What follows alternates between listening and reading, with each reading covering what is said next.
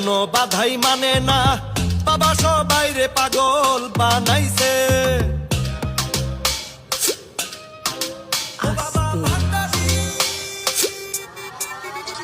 বাবা এক টান গাঁজা খাওয়াইয়া দিনে তারা দেখাইয়া কায়দা নিল বাবা আশিক প্রাণ। ধরো কলকি মারো টান, ধরো কলকি মারো টান, ধরো কলকি মারো টান, গাঞ্জা বাবা আশিক প্রাণ। ধরো কলকি মারো টান, গাঞ্জা বাবা আশিক প্রাণ। মইরা গেলে সঙ্গে কিছুই যাবে না। ধরো কলকি মারো টান, গাঞ্জা বাবা আশিক প্রাণ। মইরা গেলে সঙ্গে কিছুই যাবে না।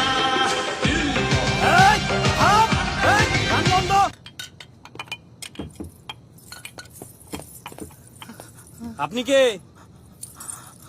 আমি কে? তুই কে? আমি কে? এই আমি ইশতিয়াক আহমেদ, আমি ছিলাম শিহাব সাহেবের পিএস। ঘটনা চক্রে আমি এখন রিকশাওয়ালা ভ্যানালার ম্যানেজার হইছি। Oh my god Ishtiaq, control control control. আমি তো আমার পরিচয় দিলাম, আপনি কোন লাট সাহেব বলেন? আমি কোন লাট সাহেব? তোর মা নার্গিস রেজিকা।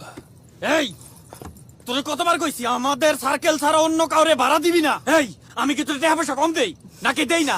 আমরা যখন টাকা পয়সা দেই তখন তো তুই ঠিকই স্যাপ দিয়ে গুইনা নেস। তুই কত বড় খারাপ রে! তুই তো একদিন টাকা গুনতে গুনতে তোর মুখের স্যাপও শেষ হয়ে যাবে, পরে তো ভরপুর পানিতেও কাম হবে না। চুপ কর স্যার।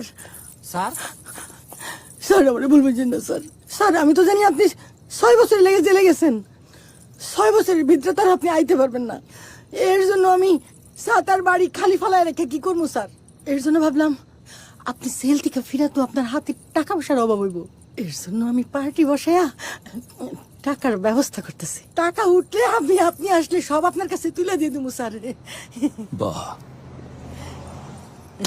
সুপার নার্গিস, খুব ভালো। তাহলে দাও।